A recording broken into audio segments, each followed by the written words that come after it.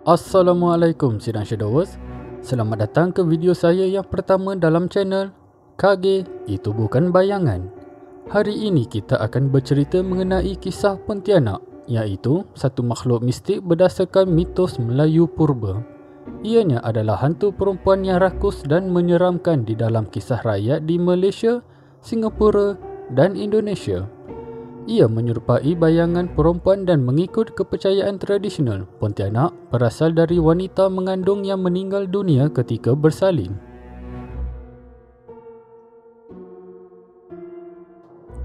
Pontianak seringkali dikaitkan sebagai hantu perempuan yang menakutkan dan muncul dengan rambut yang panjang, wajah yang pucat seolah mayat, mata yang merah seperti darah dan mempunyai kuku yang panjang dan tajam.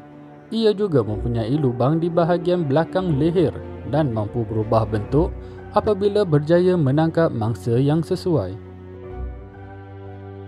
Pontianak mampu menjelmakan dirinya sebagai wanita yang cantik sebagai umpan untuk menangkap mangsa.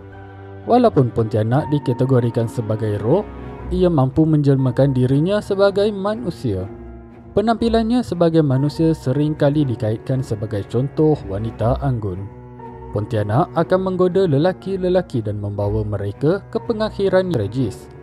Pontianak mampu diatasi dengan memasukkan paku ke belakang lehernya dan membuatnya bertukar menjadi manusia.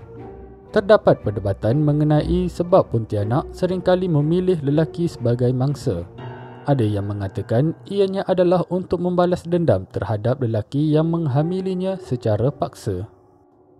Dalam sesetengah versi mitos, lelaki akan cuba menjejaki dan menangkap Pontianak dengan bantuan bomoh ataupun dukun.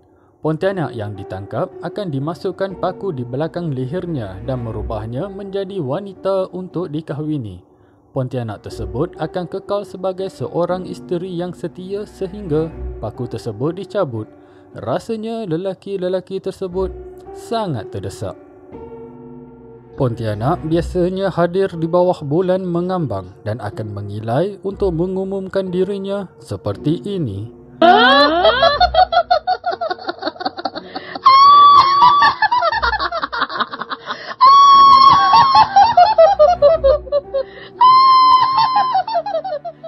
Kehadirannya boleh dikesan melalui bau bunga kemboja dari jauh dan diikuti dengan bau daging yang sangat busuk apabila hampir dengan mangsanya. Setelah mendapat mangsa yang sesuai, Pontianak akan menunjukkan penampilan yang demonik dan ianya adalah satu pandangan yang menakutkan. Dengan menggunakan kukunya yang panjang dan tajam, Pontianak akan merobek badan mangsa dari dalam dan menjamu organ-organ mangsa. Mangsa tidak mampu berbuat apa-apa tatkala dirinya dimakan hidup-hidup.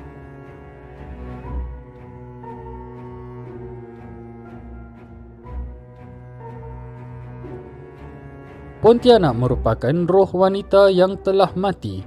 Oleh itu, rohnya berada dalam keadaan kekacauan dan kekeliruan selepas kematiannya yang ganas dan tiba-tiba.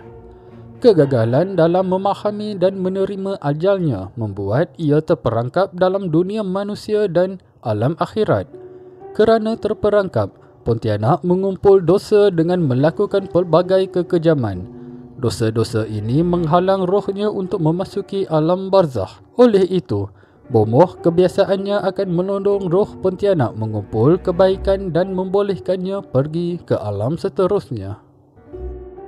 Bomoh akan melakukan pelbagai pucara di kubur si mati, di mana si bomoh akan membacakan pelbagai jenis jampi untuk menunduhkan roh Pontianak.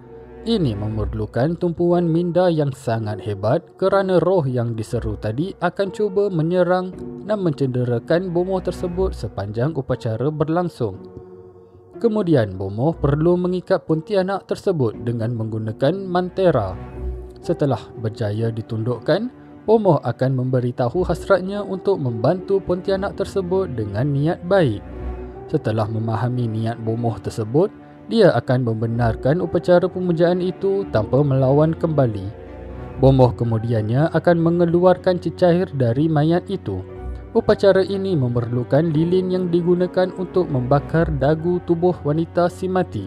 Lemak yang menipis akan dikumpulkan di dalam botol kecil. Kemudian, kandungan lemak dalam botol tersebut akan dicampurkan dengan pelbagai jenis bahan untuk menguatkan kesannya.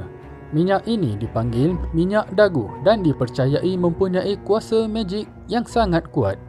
Ianya boleh digunakan sebagai minyak pengasih untuk mendapatkan pasangan. Minyak ini dijual pada harga yang tinggi lebih-lebih lagi di Indonesia dan Malaysia.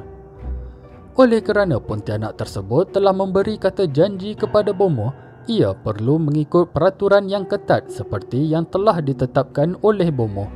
Pontianak akan diberi peluang untuk melakukan kebaikan dengan membantu manusia dan memenuhi kehendak mereka.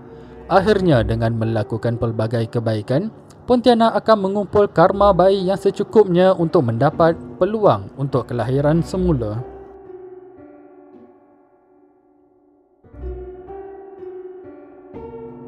Wujudnya satu bandar di barat Kalimantan, Indonesia yang dipanggil Pontianak. Menurut legenda, Sharif Abdul Rahman yang merupakan Sultan pertama di Kerajaan Pontianak dilaporkan dihantui oleh Pontianak yang berdendam dengannya kerana membina kesultanan di paya di sepanjang pantai barat Kalimantan. Walaupun menerima bantahan dari penduduk asli kawasan tersebut untuk menubuhkan kesultanannya di tempat lain, Sultan tersebut kekal skeptikal dengan kepercayaan mereka. Sultan Sharif dan tenteranya berlawan dan mengusir Pontianak yang menyerang mereka dengan menggunakan meriam. Dia kemudiannya membina masjid dan istana di atas sarang Pontianak yang berjaya ditumpaskan. Ianya menjadi bangunan pertama yang didirikan di Bandar Pontianak.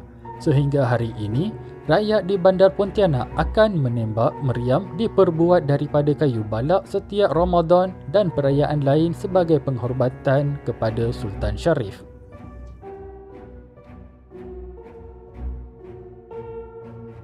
Pontianak kekal di dalam ingatan warga masa kini di kawasan mitosnya bermula.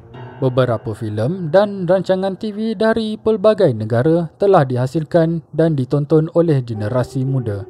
Jika dulunya Pontianak sering dipapar sebagai raksasa tanpa fikiran, tetapi pada masa kini ceritanya diberitahu dengan lebih tepat. Antara filem Pontianak yang terbaik adalah Pontianak Harum Sundal Malam dari Malaysia, Kuntilanak dari Indonesia dan Dendam Pontianak dari Singapura. Imejnya dan ceritanya yang menakutkan dan tragis akan kekal diingatan walau masa telah berubah. Kadangkala, Pontianak akan melakukan penampilan di berita dan menjadi viral, memberitahu kita semua dia masih wujud antara kita.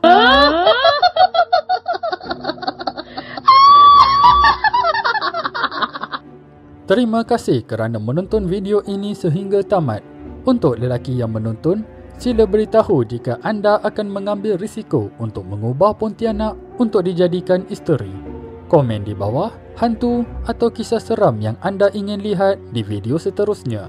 Sekian dari saya, KG, mengucapkan malam tanpa ketenangan untuk semua.